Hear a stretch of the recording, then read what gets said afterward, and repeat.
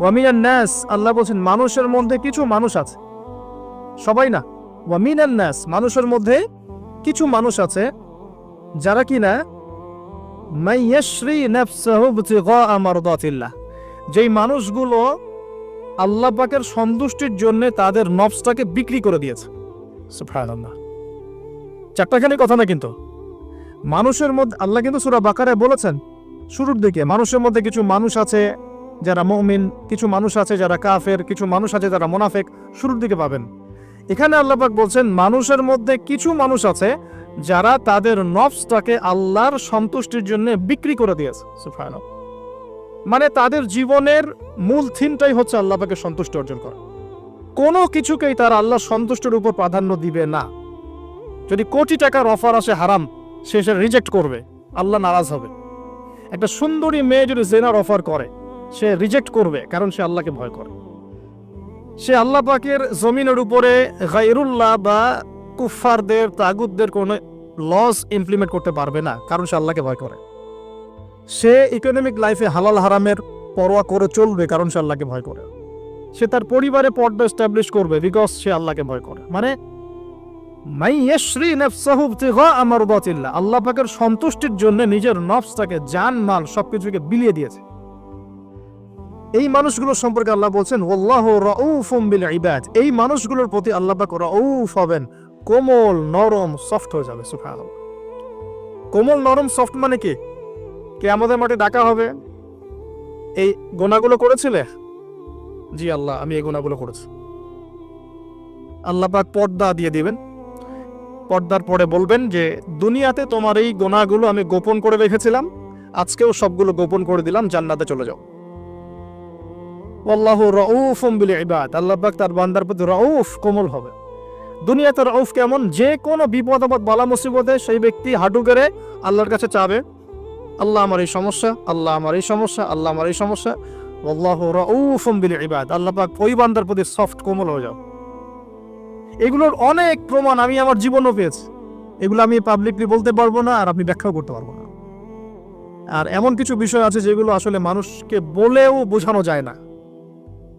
বড় বড় স্কলারদের কিতাব এখন যখন পড়ি, তারা বলেন কি বলবো, তোমরা তো বুঝবেই না। মানে এমন একটা লেভেলে মানুষ চলে যায় যে ওই লেভেলের কথা সবাইকে বোঝানো যায় না। কিভাবে বলবো, কিভাবে ব্যাখ্যা করব, কোন আবেগ নিয়ে আসবো, কোন শব্দ নিয়ে আসবো, আমি আপনাকে বোঝাতে পারবো না। এরকম একটা অবস্থান থাকে।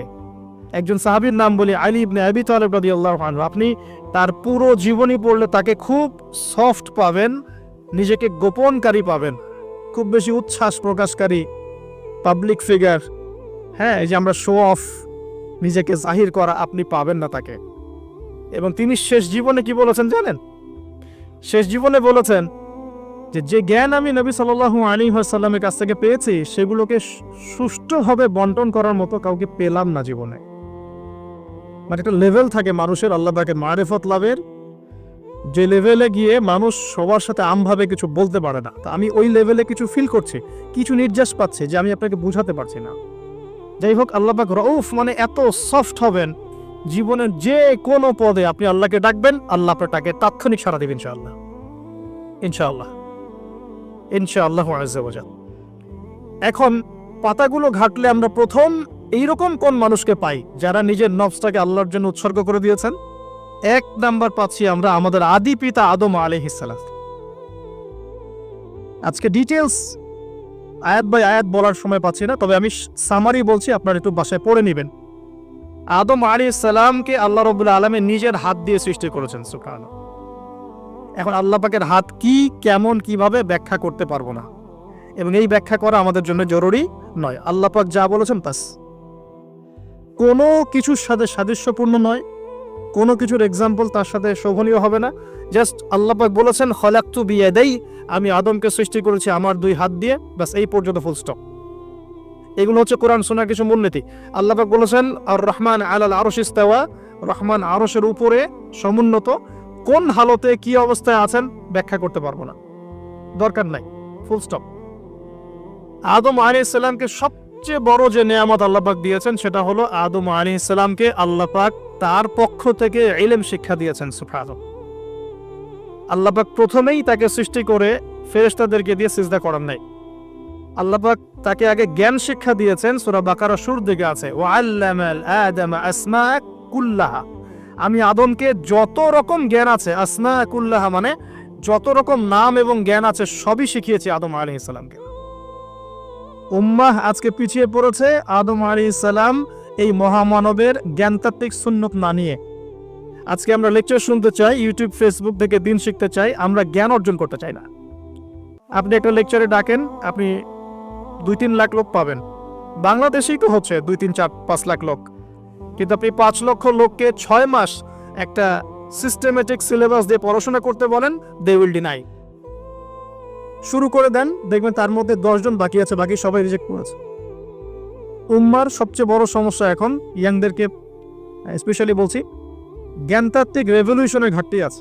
আমরা অনেক কিছু করতে চাই, অনেকে দাওয়ার কথা বলেন, জিহাদ ফি সাবিলিল্লাহর কথা বলেন, ইসলাম প্রতিষ্ঠার কথা বলেন, জ্ঞান অর্জন করতে চান না। ইলম অর্জন ছাড়া আপনি কিছুই করতে পারবেন না দিনের জন্য। Absolutely nothing you can do. আপনি কিছুই করতে পারবেন না। আদম আলাইহিস সালামকে শ্রেষ্ঠত্ব দেওয়া হয়েছে জ্ঞানের মানদণ্ডে। আর কোন জ্ঞান? এই মহাবিশ্বের সব জ্ঞান আল্লাহ পাক তাকে শিখিয়েছেন, আসমা কুল্লাহা, সমস্ত জ্ঞান শিখিয়েছেন। সুবহানাল্লাহ। তাহলে আমাদের পিতাকে আল্লাহ পাক সবচেয়ে প্রথম কোন নিয়ামত দিয়েছেন? জ্ঞানের নিয়ামত। এরপরে আল্লাহ পাক বলেছেন ফেরেশতাদেরকে, ওয়াইজ কুলনা লিল মালাইকা উসজুদু লিআদম, এবার তোমরা সবাই আদমকে সিজদা করো। এটা কিসের কারণে? ফিজিক্যাল স্ট্রাকচারের কারণে নয়, এটা কিন্তু জ্ঞানের কারণে, জ্ঞানতাত্ত্বিক সম্মানের কারণে। আর এই সিজদা সম্মানের সিজদা ছিল। এরপর আমরা জানি যে আদম আলাইহিস সালামকে জান্নাতে রাখা হয়েছে। সেখানে ওই যে ফেরেশতাদের মধ্যে লুকিয়ে থাকা জিন, যার নাম ইবলিস, সে সিজদা করে নাই। ইবলিস কিন্তু ফেরেশতা ছিল না, এটা ভুল কথা। ইবলিস কানা মিনাল জিন্নি ফাফাসাকা আন আমরি রাব্বিহ। ইবলিস ছিল জিন জাতির একজন, যে তার রবের আদেশকে লঙ্ঘন করেছিল। ইবলিস ফেরেশতা ছিল না, এটা ভুল কনসেপ্ট। এমন না সে ফেরেশতা ছিল পরে শয়তান হয়ে গেছে, না, সে কখনোই ফেরেশতা ছিল না, সে জিন জাতির একজন ছিল। বিকজ এই পৃথিবীতে মানুষের আগে জিন জাতির অবস্থান ছিল। এর পূর্বে হয়তো আরো কিছু ছিল, আমরা জানি না, আল্লাহ পাক গোপন করে দিয়েছেন, আমরা জানি না। এখন ইবলিস সিজদা করেনি কেন? বিকজ সে বলেছিল খলাকতানি মিন নার ওয়া খলাকতাহু মিন তিন, আমাকে সৃষ্টি করেছেন আপনি আগুন দিয়ে, আদমকে সৃষ্টি করেছেন মাটি দিয়ে, কেন আমি আদমকে সিজদা করব? সে আদমকে সিজদা না করে এটা প্রমাণ করতে চাচ্ছে যে আল্লাহ আপনি ভুল, আমি সঠিক। নাউজুবিল্লাহ। এটাকে বলা হয় বাতিল কিয়াস, বাতিল কিয়াস, ভুল কিয়াস। এবং শুধু তাই না, আল্লাহ রাব্বুল আলামিন তাকে ওয়ার্ন করার পরেও সে কিন্তু ইউটার্ন করে তওবা করে ফিরে আসে নাই। সে তার মতের উপর অটল ছিল। পক্ষান্তরে আমাদের পিতামাতা যখন ফল খেয়ে ফেলেছেন জান্নাতে, যখন পোশাক খুলে গেছে, জান্নাতের পোশাক খুলে গেছে, ফল খাওয়ার পর প্রথম যে ঘটনা ঘটেছে, গায়ের পোশাকটা খুলে গেছে। দেখেন, সর্বপ্রথম আমাদের পিতামাতাকে জান্নাতে ফেরেশতাদের সামনে ইবলিস নগ্ন করে দিয়েছে। এটা ছিল আমাদের প্রতি ইবলিসের সবচেয়ে বড় আঘাত। শুরুতে, প্রথম আঘাত। শুরুতে শিরক করাতে পারে নাই, বেদাত করাতে পারে নাই, হারাম খাওয়াতে পারে নাই ইত্যাদি। শুরুতে আমাদের পিতামাতাকে সে অবাধ্যতায় লিপ্ত করে গা থেকে জান্নাতের পোশাকটা খুলে ফেলে দিয়েছে। এখান থেকে আমাদেরকে বুঝতে হবে, আজকের এই গ্লোবাল সোসাইটিতে আমরা যে নগ্নতার এই ভয়াল থাবা এবং প্রদর্শনী দেখছি, এটা ওই আসমানের ওই যে ইবলিসের যে চক্রান্ত, তার এই জমিনে বাস্তবায়ন হচ্ছে এখন। বুঝাতে পারিনি মনে হয়, আল্লাহ মাফ করো। ইবলিস আমাদের পিতামাতার গা থেকে কাপড় খুলে ফেলে দিয়েছিল। সূরা আরাফে আল্লাহ পাক এটা বলেছেন, ইয়ানজিউ আনহুমা লিবাসাহুমা লিয়ুরিয়াহুমা মিন সাওয়াতিহিমা। হে বনু আদম, তোমরা সতর্ক থেকো, তোমাদের পিতামাতার গা থেকে কিন্তু ইবলিস কাপড় খুলে ফেলেছিল, তোমরা পৃথিবীতে গিয়ে আবার সেই কাজ করো না। তাহলে এখন আমরা একটু বুঝতে চেষ্টা করি, ইন্টেলেকচুয়াল অডিয়েন্স সবাই আমরা, আমাদের ক্রিটিক্যাল থিঙ্কার্স দরকার। তাহলে এখন যে সোসাইটির মধ্যে নগ্নতার, বেহায়াপনার সয়লাভ চলছে, every single city and country, including Dhaka, the city of Akhiruzzaman, সেটাও তো দেখেন কোথায় আপনি মানে শালীনতা পাচ্ছেন। ইসলামিক কান্ট্রি হিসেবে আলহামদুলিল্লাহ এখানে অনেক কিছু পান।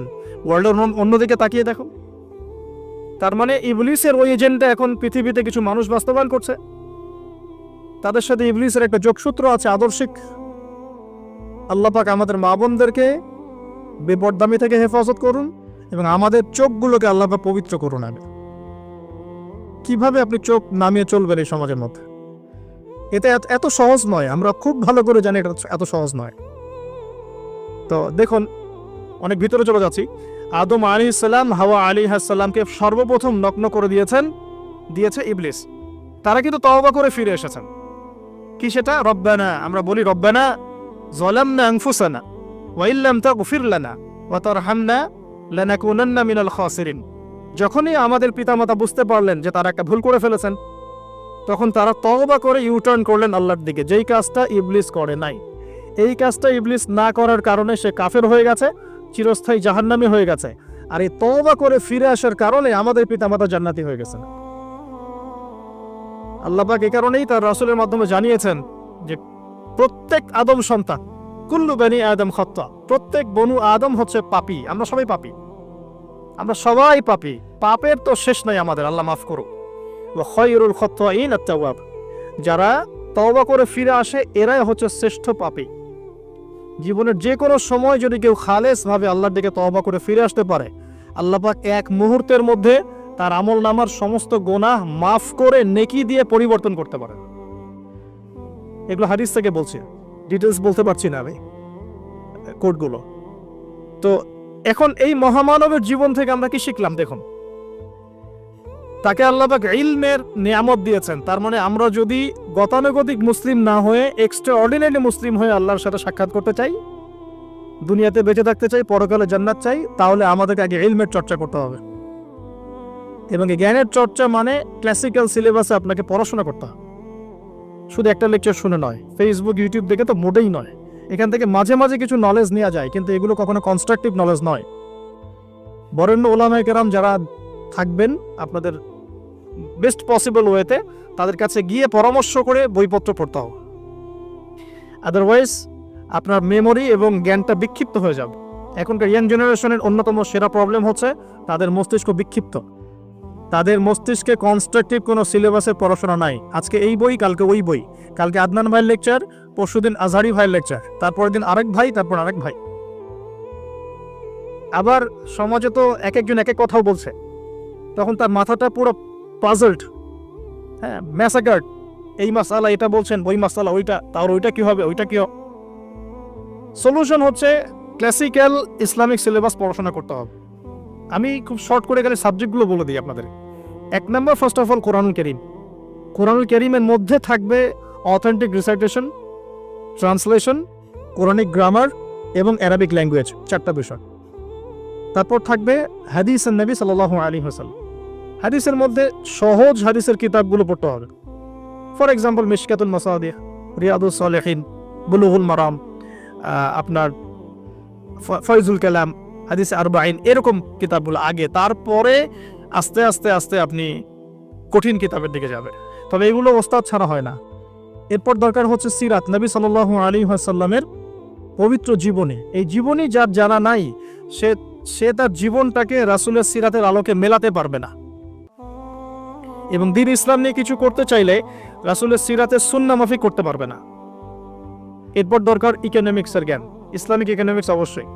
তারপরে দরকার হচ্ছে ইসলামিক ইতিহাসের জ্ঞান, ফিকহের জ্ঞান, আকীদার জ্ঞান, উসুলের জ্ঞান। এভাবে একটা কনস্ট্রাকটিভ সিলেবাস দাঁড়ায়। তারপরে গিয়ে একজন মানুষের জ্ঞানটা পাকাপোক্ত হবে ইনশাআল্লাহ।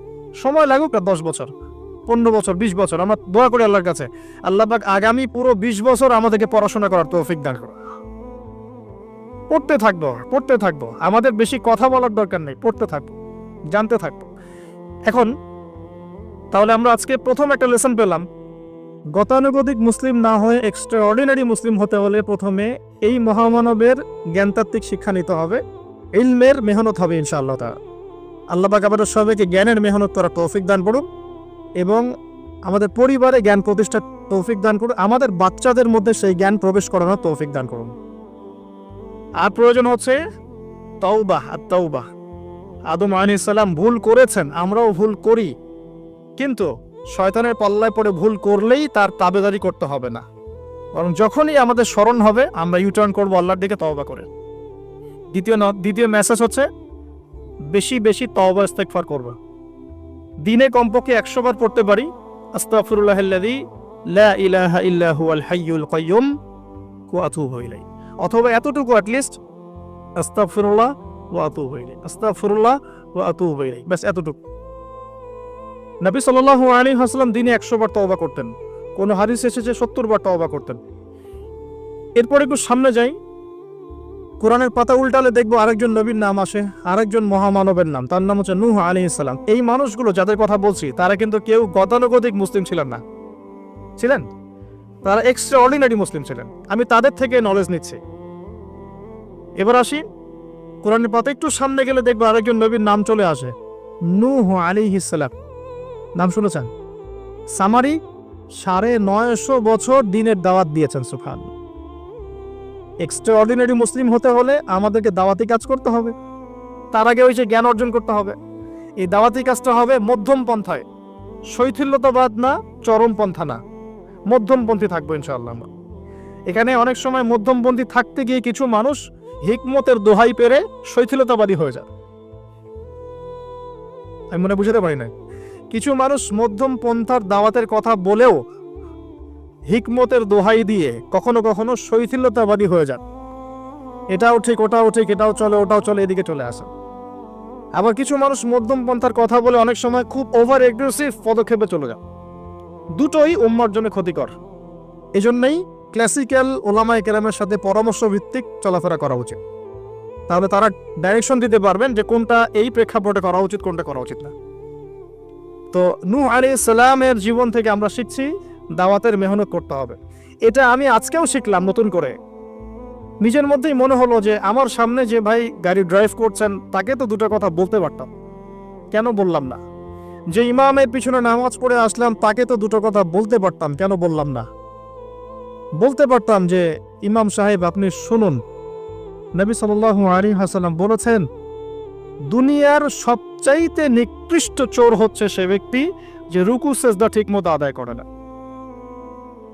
চুরি করলে চোরের হাত কেটে ফেলতে হয়। যদি কেউ আমার ফোনটা চুরি করে, ইসলামিক লস কি বলছে? তার হাতটা কেটে ফেলতে হয়। আর নবীজি বলছেন সবচেয়ে নিকৃষ্ট চোর সে ব্যক্তি যে ব্যক্তি রুকু সেজদা ঠিক মতো আদায় করে না। তো আমরা এরকম দাওয়াতের অনেক ক্ষেত্র পাই। নিজেও ফিল করলাম যে না, আসলে মনে হয় আমি পরিপূর্ণ দায়ী হতে পারছি না। আমি তো যে বিমানে আসলাম তার কেবিন ক্রুদেরকে দাওয়াত দিতে পারতাম, অ্যাটলিস্ট শালীনতার একটা আয়াত শোনাতে পারতাম যে এই পোশাকগুলো মেয়েদের পরা উচিত নয়। যে পোশাকটা আপনি পরে আছেন আকাশে উঠছে, সুবহানাল্লাহ, 1 সেকেন্ডের মধ্যে প্লেন ক্র্যাশ করতে পারে। পসিবল? Not possible. 1 সেকেন্ডের মধ্যে। সেখানে আমি কিভাবে আল্লাহর জিকির বাদ দিয়ে বেহায়াপনা লিপ্ত হতে পারি? বিশ্বাস করেন, হয়তোবা আমি একটু দুর্বল মনের মানুষ কিনা জানি না, কিন্তু আমি এয়ারে উঠলে আমার সবসময় ফিকির থাকে লা ইলাহা ইল্লাল্লাহ লা হাওলা ওয়ালা কুওয়াতা ইল্লা বিল্লাহ আস্তাগফিরুল্লাহ ওয়া আতুবু ইলাইহি। মানে আমি মনে হয় যে আল্লাহ পাক ধরে রেখেছেন আমাকে, এটা ফিল করে আল্লাহ ধরে রেখেছেন বলে যেতে পারছি। ওখানে আমরা কিভাবে নগ্নতা প্রদর্শনী করতে পারি, কিভাবে করতে পারি? তো দাওয়াতের অনেক ক্ষেত্র সামনে আসে। আপনার সন্তানকে, আপনার স্ত্রীকে, আপনার প্রতিবেশীকে, ড্রাইভারকে, সবজিওয়ালাকে আমরা দাওয়াত দিতে পারি। বাট আমি মনে হচ্ছে যে আমি আসলে কথাটা বলছি বড় গলায়, আমি এখনো নিজেও এটা হতে পারি নাই। আল্লাহ পাক আমাদেরকে হওয়ার তৌফিক দান করে। নূহ আলাইহিস সালাম 950 বছর দাওয়াত দিয়েছেন। একটা খালি এক্সাম্পল দিচ্ছি, তিনি সূরা নূহের মধ্যে আল্লাহ পাক বলেছেন, নূহ আলাইহিস সালাম আল্লাহকে বলছেন রব্বি, হে আমার রব, ইন্নী দাআউতু কওমি লাইলা ওয়া নাহারা, আমি আমার এই কওমকে প্রতিদিন প্রতি রাত দাওয়াত দিয়েছি। সুবহানাল্লাহ, প্রতিদিন প্রতি রাত। আজকে এসেছি, হয়তো 2-3 মাস পরে আপনাদের এখানে আবার আসতে পারি। প্রতিদিন প্রতি রাত কিন্তু আমি দাওয়াতি কাজ করতে পারছি না, আমরা কেউই করছি না। নূহ আলাইহিস সালাম বলছেন আমি বিনা আজর, কোনো আজর ছাড়াই, কোনো স্বার্থ ছাড়াই আল্লাহ আমি আমার কওমকে দিন রাত দাওয়াত দিয়েছি। ওয়ালাম ইয়াজিদহুম দুআই ইল্লা ফিরারা, যখনই দাওয়াত দিয়েছি আমার দাওয়াত শুনে তারা খালি পৃষ্ঠ প্রদর্শন করেছে। কেউ মাথা ঢেকে ফেলেছে, কেউ মুখ কান বন্ধ করেছে, হ্যাঁ, কেউ আমাকে পাগল বলেছে, মজনুন বলেছে। এমনকি তিনি যখন নৌকা বানাচ্ছেন আল্লাহ পাকের আদেশে, মানুষ পাশ দিয়ে হেঁটে যায় আর টিটকারি করে, কবে মরুভূমিতে নৌকা চলবে? তোমার এই নৌকা মরুভূমিতে চলবে কবে? মানুষ টিটকারি মারে। তো এখনো দেখবেন স্ক্যাটোলজিক্যাল কথা বললে, আখিরুজ্জামান নিয়ে কথা বলে অনেকেই মজা নেয়। কবে আসবে ক্যাশলেস সোসাইটি? বললাম তো চলে আসছে। কবে আসবে মালহামা? বলছি চলে আসবে। কবে আসবে বড় বড় ভূমিকম্প? আসছে, সবর করে। তো নূহ আলাইহিস সালামের জীবন থেকে শিক্ষা আমরা দাওয়াত দিব। আমরা ফার্স্ট অফ অল জ্ঞান অর্জন করব, ক্লাসিক্যাল সিলেবাস পড়াশোনা করব, উলামায়ে কেরামের সাথে সোহবত রাখবো এবং দাওয়াতি কাজ করবো ইনশাআল্লাহ। এবং এখানে আমরা মধ্যমপন্থী থাকবো, নট চরমপন্থা, নট শৈথিল্যতাবাদ। নূহ আলাইহিস সালামের জীবন থেকে আরো দাওয়াত, দিন রাত দাওয়াতের মেহনত করা, দিন রাত দাওয়াতের মেহনত করা। আল্লাহ পাক আমাকে আপনাদের সবাইকে তৌফিক দান করুন। কতদিন? 950 বছর। কত বছর? 950 বছর। পুরো আব্বাসীয় খেলাফত ছিল 509 বছর কি 10 বছর মেবি। পুরো আব্বাসীয় খেলাফত 510 বছরের মতো। উমাইয়াদের ছিল 93 ইয়ার্স। আমাদের নবী সাল্লাল্লাহু আলাইহি ওয়াসাল্লামের দাওয়াতের মিশন বয়স ছিল 23 বছর। 950 বছর দাওয়াত দেওয়ার পর তাফসীরের কিতাবে এসেছে 40 or 80 ফ্যামিলিজ, এই 40 বা 80টা ফ্যামিলি ইসলাম কবুল করেছে। তার মানে এখানে শিক্ষা, এক্সট্রাঅর্ডিনারি মুসলিম হতে হলে দাওয়াতের মেহনতে হতাশ হওয়া যাবে না, লেগে থাকতে হবে, লম্বা সময় ধরে দাওয়াত দিতে হবে। আল্লাহ পাক আমাকে